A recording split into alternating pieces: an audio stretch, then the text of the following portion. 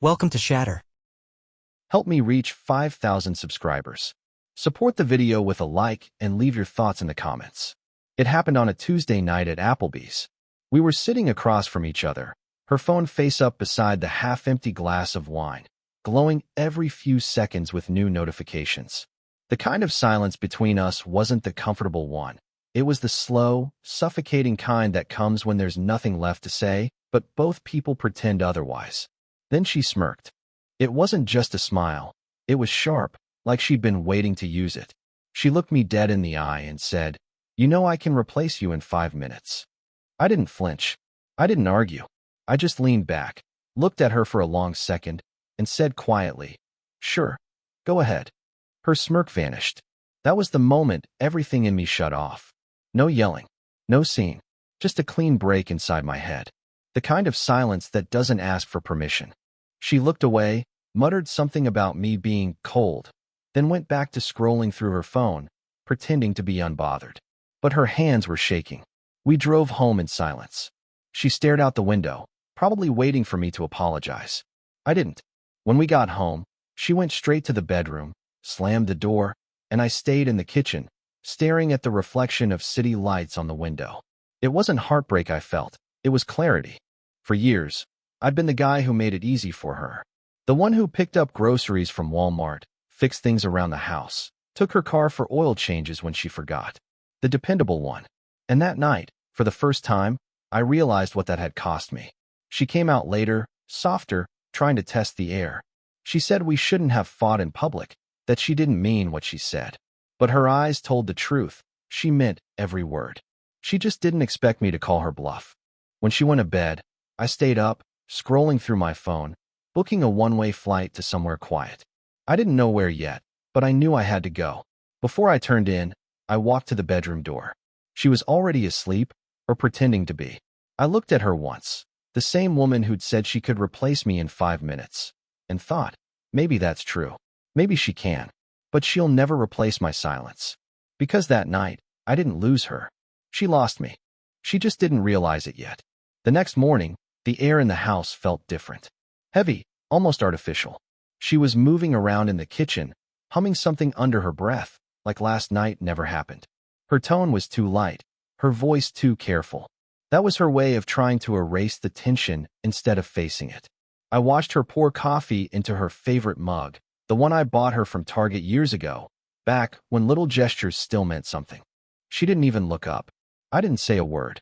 I sat down, drank my coffee, and let the silence do the talking.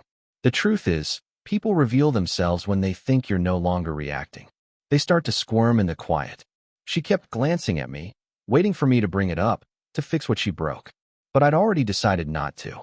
Later that day, while she was at work, I opened my laptop and started looking at flights. Anywhere warm.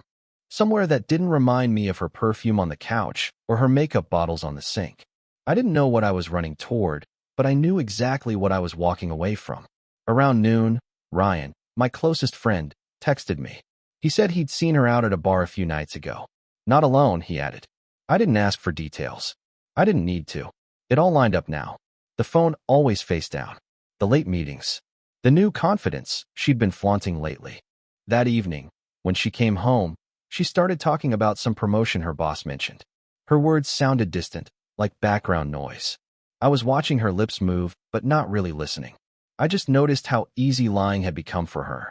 Somewhere along the way, she'd stopped being my wife and turned into a stranger rehearsing lines in a play I didn't sign up for. When she finished talking, she asked if everything was okay. I nodded once. She smiled, relieved, like she'd gotten away with something. That was the last time I saw that version of her. After she fell asleep, I packed a small bag. Passport, wallet, keys, my phone charger.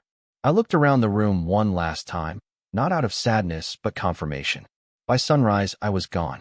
No note, no message, just silence. The kind that makes people realize too late what they've lost. And as I drove toward the airport, the world felt lighter. Not because I'd left her, but because I'd finally left the version of myself that tolerated her. By the time my plane landed in Miami, it felt like I'd crossed some invisible border, not between cities, but between who I was and who I was about to become. I didn't tell anyone where I went. I didn't even post a story. I just disappeared. The silence was my message. The airport was busy, humid air pressing through the glass doors.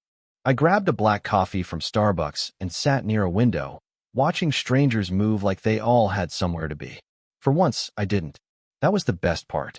No deadlines, no expectations, no one waiting at home pretending everything was fine. I checked my phone once, 13 missed calls, all from her. I locked the screen without listening. Then another text came in from Ryan. She's freaking out. Calling everyone. You good? I typed one word back. Perfect. I rented a car, a black Ford, and drove south along the coast. The sun was setting, painting the water orange and gold, and for the first time in months, I felt peace that didn't depend on anyone else's mood. Somewhere between the empty highway and the ocean, I realized something simple but sharp. She'd spent years trying to make me feel replaceable, but she was the one built entirely on being needed. That night, I checked into a small hotel by the water. Nothing fancy, white walls, thin curtains, the faint smell of salt. I threw my phone on the dresser and went for a walk along the beach. The tide was coming in, soft and slow. I could still hear her voice in my head, that smug tone when she said, I can replace you in 5 minutes. Maybe she could, but she'd replace me with noise, not substance. And that kind of high never lasts. When I came back, I saw my phone flashing again, more missed calls. Then one new voicemail. I played it. Her voice was shaking. She said she was sorry, that she didn't mean it, that she just wanted to get a reaction. But that was the point. She didn't understand silence was a reaction too. I deleted the message. Outside, thunder started rolling far away over the water. The sound was deep, controlled, beautiful in a strange way. It reminded me of what I'd become.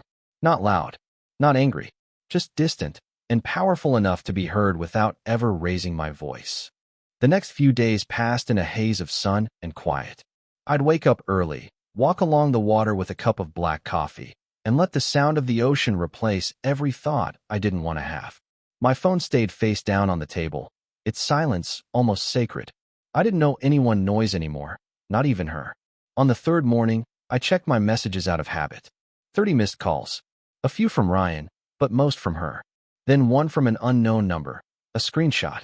It was her, at a bar, sitting next to a man I'd never seen before. Her hand on his arm, that same practiced smile on her face. The caption read, New Beginnings. For a second, I felt nothing, just an odd calm. It was too perfect. The kind of performance she'd always run to when reality slipped out of her grip. She wanted to prove something, to herself, to the world, maybe even to me. But the truth was, I didn't care who was sitting across from her now. I'd already left that table long before she knew it. Later that afternoon, Ryan called. This time, I answered. He said she'd been posting constantly, but people were noticing the cracks. Friends were messaging him, saying it looked fake, forced. Even the guy in the photo had already disappeared from her feed. I told Ryan I wasn't coming back, not yet. Maybe not at all. That night, I drove into the city, stopped at a diner near the highway. The kind of place with neon lights flickering and country music playing softly in the background. The waitress asked if I was traveling alone. I said yes. She smiled and said, Sometimes that's the best company you'll ever have. When I got back to the hotel, I scrolled through my camera roll. Photos of places, moments, skies. Nothing of her. It was strange how quickly absence could become peace. The next morning, I saw her latest post, an empty picture of our living room with the caption, He left without a word. It had thousands of comments, people calling me heartless, others defending her. She was doing what she did best, turning pain into performance. I didn't respond. I didn't even flinch.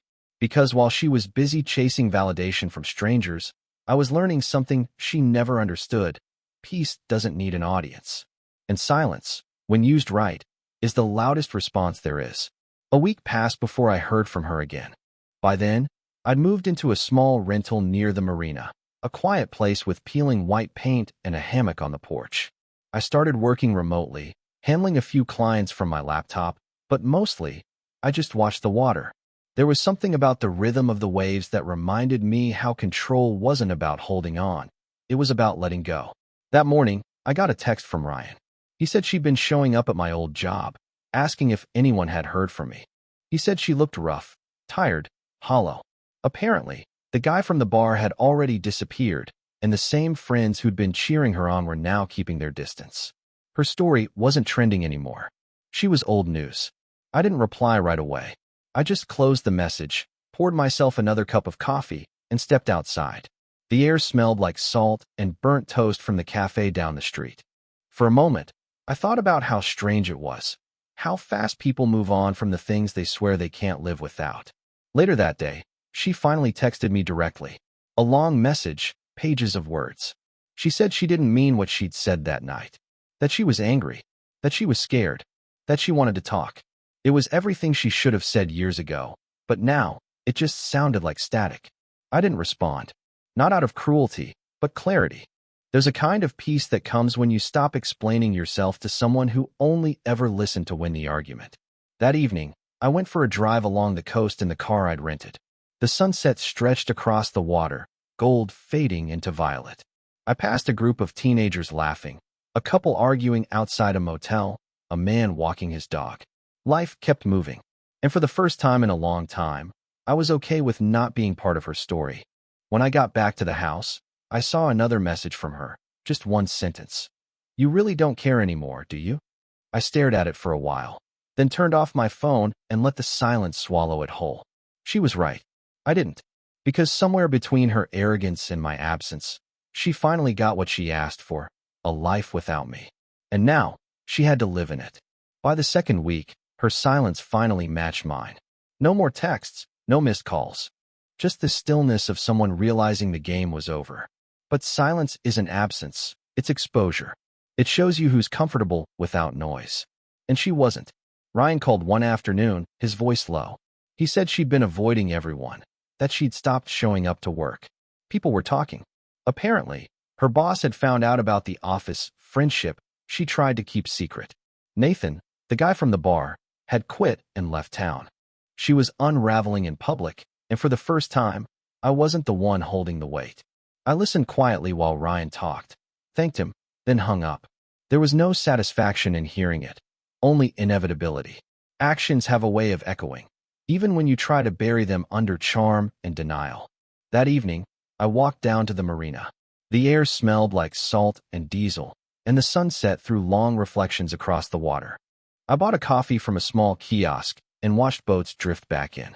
A man nearby was fixing an engine, humming to himself, focused and calm. I envied that simplicity, doing something with your hands, something that doesn't lie back.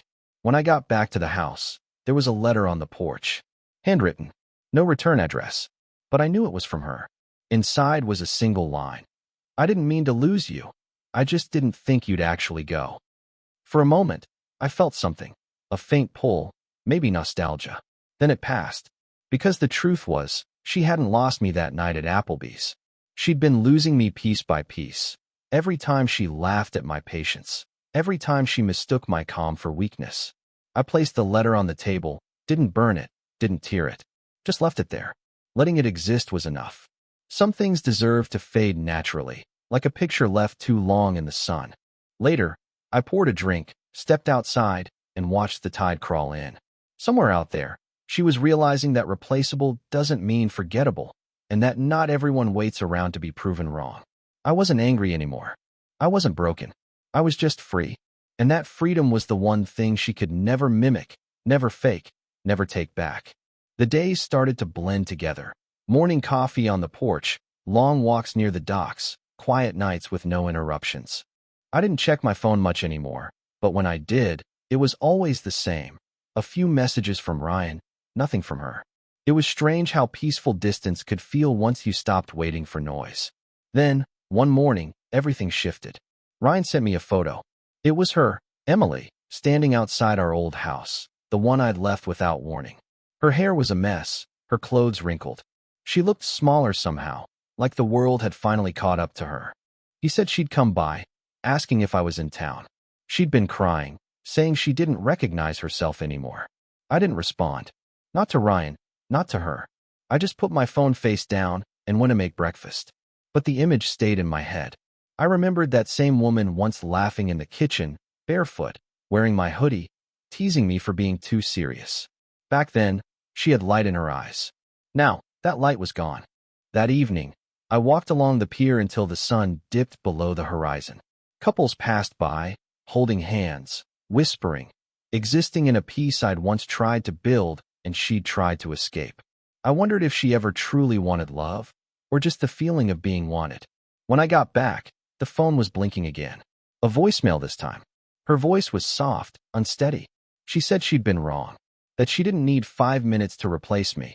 She needed 5 years to understand me. That no one could fill the silence I'd left behind. I played it once, then again. Every word felt honest, stripped of the arrogance she used to hide behind. But even honesty comes too late sometimes. That night, I sat on the porch with a drink, staring at the waves hitting the rocks. It wasn't bitterness that filled me, it was acceptance. People don't change because you tell them to. They change because silence forces them to hear themselves for the first time. And that's what she was finally hearing. Herself, echoing inside the void she built. I didn't call her back. Not because I didn't care, but because I finally did, in a way that meant letting go. By the 8th day, the silence between us had turned into a living thing. Something that followed both of us, shaping what we said, what we didn't, and what we finally understood too late. I woke up before dawn that morning, the sound of rain tapping against the windows. The air smelled like salt and wet wood. I sat by the window, drinking coffee, watching the horizon slowly lighten, thinking about how endings never happen in a single moment. They unravel in small, invisible ways until there's nothing left to fix. Around noon, I got another message from Ryan. He said she'd shown up at his place the night before. No makeup, no bravado, just exhaustion. She told him she wasn't trying to find me anymore. She was trying to understand what she'd done. Apparently, she'd quit her job, sold the car, moved out of the house. She's different, he said, like she finally stopped pretending. I didn't reply, not because I didn't care, but because I knew what was happening. The collapse after control. When the noise fades and you finally meet the version of yourself you've been hiding from. I knew it because I'd lived it too. The difference was, I'd learned to stay silent long enough to grow from it. She was still learning how to survive it. That evening, I drove into town to grab dinner. The small diner by the marina had become familiar. The same waitress, same warm light, same background hum of country music. She poured me coffee and smiled, said I looked more at peace than when she first saw me. I didn't argue. Peace had a different weight now. It wasn't comfort, it was understanding. When I got back home, I checked my phone one last time before bed. There was a single text from her. No long apology this time. No explanations. Just 6 words. I finally get it. Thank you. I stared at the screen for a long moment, then set it down. The words didn't sting or soften. They just fit, like the last puzzle piece sliding into place. Outside, the rain had stopped. The moonlight shimmered on the wet pavement. And somewhere out there, she was probably staring at the same night sky, realizing that this was never revenge, it was revelation. She'd learned what silence teaches best, that losing someone calm isn't about absence. It's about contrast. And once you've felt that kind of peace, chaos never feels like love again. By the 9th week, I'd almost forgotten what her voice sounded like. The messages had stopped completely. No calls, no letters. Just stillness. The kind that doesn't ache anymore. It just exists. The house by the marina had become my world. Coffee at dawn, walks by the pier, quiet evenings watching the sun melt into the water. I wasn't running from her anymore. I was simply still. One afternoon, while walking past a small shop near the docks, I saw her name on my phone again. For a second, my pulse picked up, not from emotion, but from instinct. The message was short. I'm in town. I need to see you. I didn't respond. I drove home, sat on the porch, and watched the sky darken. The air felt heavy, like a storm was building somewhere far away. I knew she'd come anyway. And she did. It was late when the headlights cut across the gravel road. She stepped out of a rented Toyota Camry, wearing jeans and a gray hoodie. No makeup, no performance, just quiet. She walked up the steps slowly, eyes lowered, like she was afraid of her own footsteps. For a long moment, neither of us spoke. Then she said softly that she just wanted to return something. She held out a small envelope, the key to our old house. I took it, but didn't open it. She looked at me, searching for something that wasn't there anymore. I could see it hit her, the realization that the version of me she used to manipulate no longer existed. She said she'd been wrong about everything, that I was never the one who needed replacing, that she'd been chasing reflections of herself and other people and found nothing. Her voice cracked, but I didn't move closer. I just listened, calm still. When she finished, there was a long silence, the kind that doesn't need to be filled. I told her I hoped she'd finally learn the difference between attention and affection. She nodded once, wiped her face, and whispered, "I have." Then she left. When her car disappeared down the road, I stood there for a while, holding the key. I could have thrown it away, but instead, I placed it on the porch railing and walked back inside. Because some doors aren't meant to be locked or reopened. They just stay closed, and that's how peace stays intact. The night after she left, I didn't sleep much. The ocean was louder than usual, waves crashing hard against the rocks, like the water was arguing with the wind. I sat on the porch until sunrise, watching the horizon shift from gray to gold. There was a kind of finality in that light, a quiet understanding that some stories don't end with words, they just stop needing them. I thought about her, about that night at Applebee's when she smirked and said she could replace me in 5 minutes. I remembered how calm I'd felt when I said, "Sure, go ahead." Back then, she thought my calm was weakness. Now I realized it was strength, the ability to walk away without hate, to hold your silence like armor. A few days later, Ryan called. He said she'd moved back in with her parents for a while. She'd deleted all her social media, quit drinking, and started therapy. "She's not the same," he said. I told him neither was I. He laughed softly, said I sounded like someone who'd finally stopped carrying everyone else's weight. After the call, I took the truck and drove north along the coast. No destination, just open road and quiet. At a rest stop overlooking the ocean, I pulled over and sat on the hood, watching the waves crash below. For the first time in years, I didn't feel like I had to fix anything. I thought about her words from the last night, how she said she finally understood. Maybe she did. But understanding doesn't undo damage, it just explains it. And I wasn't the same man who once needed her validation to feel seen. By the time the sun began to set, I turned back toward the marina. The air smelled like salt and rain again. I parked outside the small house, unlocked the door, and stood in the stillness. Everything felt light, clean, honest. Before bed, I found that old envelope with the house key still inside. I turned it over in my hands once, then set it in the drawer and closed it. That chapter didn't need to be erased. It just needed to stay where it belonged. As I turned off the lights, I looked out at the ocean one last time. The reflection of the moon rippled across the surface, calm and endless. She'd wanted to prove I was replaceable. But in the end, she replaced herself with the woman she had to become to finally understand me. And I, finally, understood peace. Support the channel by liking, commenting, and subscribing. I promise even more interesting stories.